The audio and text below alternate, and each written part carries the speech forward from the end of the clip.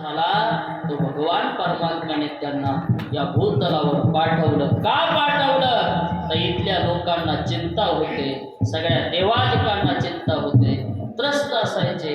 कुठं राहावं, कोणती कला नाही, कोणतं शस्त्र सुद्धा त्या काळी देवांकडे नव्हतं. आणि म्हणून जेव्हा देवांनी प्रार्थना केली तेव्हा प्रार्थना करून विश्वामित्रांनी या सगळ्या देवांची चिंता दूर केली. अभंगाचं द्वितीय चरण. तो हा उतरील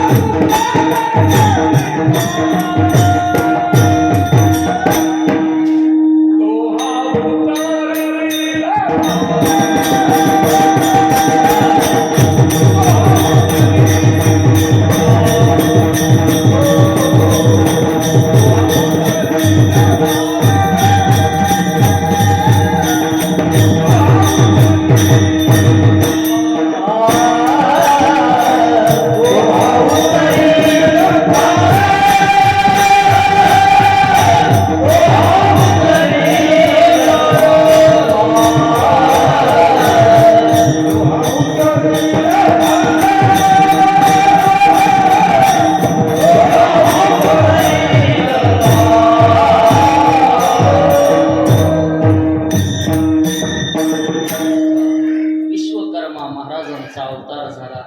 सगळ्यांना हवे भेटली. आता हे देव काय करते, तो हा उतरील पार. बैल तीराला नेल्याशिवाय राहणार नाही. सगळ्या देवांना सुद्धा शाश्वत महाराज का झाला काय शाश्वती आली महाराज म्हणते गेलं बघा असं. सगळ्या देवांनी विश्वकर्माची प्रार्थना केली. कारण काय असते, सत्ता कायम कोणाचीच नसते. कायम सत्ता चांगल्याचे काही दिवस आहेत तर काही दिवस वाईटाचे. आपल्याकडे मन आहे 4 दिवस सासूचे आणि 4 दिवस कुणाचे, सुनाचे. ते का म्हणलंय, कारण त्यांना माहिती आहे आज जी सून आहे ती काही दिवसानं काय होणार आहे, सासू होणार आहे. आणि जे सासू आहे ते 4 दिवसानं ती चौघाच्या खांद्यावर पुन्हा ती चाललेलंच आहे चक्र. तसं आज सत्ता देवांची आहे, काही दिवसानं सत्ता दैत्यांची. आणि म्हणून महाराज त्या ठिकाणी सगळ्या दैत्यांच्या सत्तेमध्ये देव त्रस्त झाले. आणि त्रस्त झाल्यावर खूप वेळा युद्ध झालं, पण काय करावं काही कळत नव्हतं. सगळ्यांना बोलावून घेतलं. काय विलाज झाले ना, म्हणजे असं करा, एक वनात तप करत बसलेले साधू आहेत, त्यांचं नाव आहे दधीची. कोणते महाराज झाला आता कीर्तन, लक्ष देऊ नये का, कोणते, या महाराजाचं नाव होतं दधीची. असं एकच विलाज आहे म्हणजे आता वनात एक साधू तप करायले, त्या ऋषीकडे जा आणि त्याला म्हणावं तुमचं शरीर आम्हाला द्या. सगळ्या देवानी गळ्यात माळा, भजन करू लागले महाराज. कोणाचं, दधीचे महाराजाचं. वा ऋषी, तुमच्यासारखे महान कोणीच नाही. तर माणसं कष्टाचंच महाराज, गरज पडल्यावर कुणाला मी गोड बोलते. काय करते, गरज पडला येईवाळी कुणाला काही घेणं नसतं, पण गरज पडली की वा नमस्कार. सगळे देव हात जोडून उभे. कोणाची कशी, त्या दधीची महाराजापाशी, महाराज आता संकट आलंय, काय पाहिजे. आता मागायचं तर काय मागायचं, डायरेक्ट जीवच त्या महाराजाचा. दधीची ऋषीकडे प्रार्थना केली, महाराज आम्हाला तुमचं शरीर द्या.